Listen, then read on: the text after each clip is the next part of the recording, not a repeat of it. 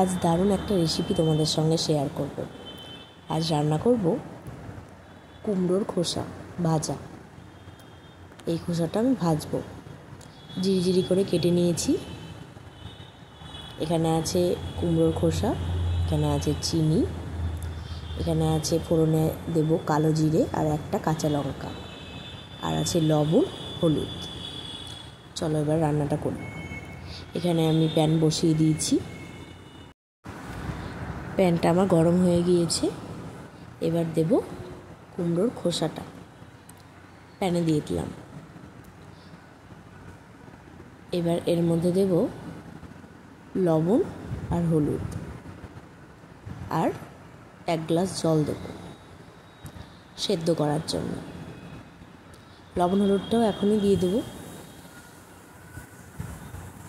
এরকম দিলাম হলুদ আর লবণ হলুদ আর দেওয়ার দরকার নেই, এই যা লবণ হলুদ দিলাম এতেই হয়ে যাবে।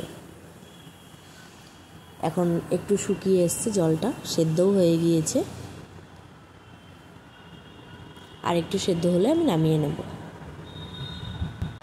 জলটা সমস্তটাই শুকিয়ে নেওয়ারই চেষ্টা করবে, কারণ লবণ হলুদ দিয়েছি, লবণ হলুদ দেওয়া হয়েছে।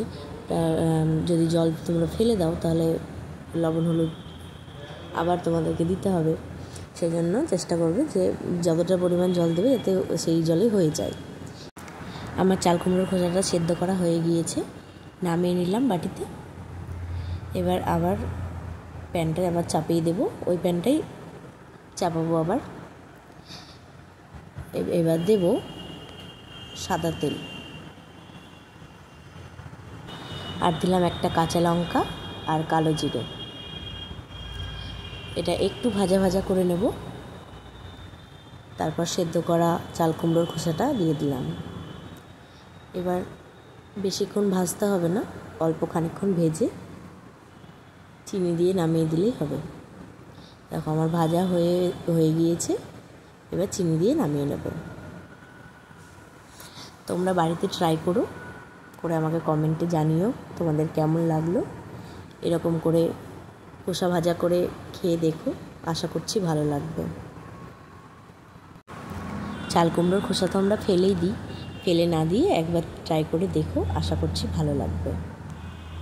তোমরা কমেন্টে জানিও কে কে এরকম করে খোসা ভাজা করে খেয়ে দেখেছো। আর যদি না করে থাকো তাহলে প্লিজ একবার ট্রাই করে দেখো। আর ভিডিও ভালো লাগলে প্লিজ লাইক, কমেন্ট, শেয়ার এবং সাবস্ক্রাইব করে দিও।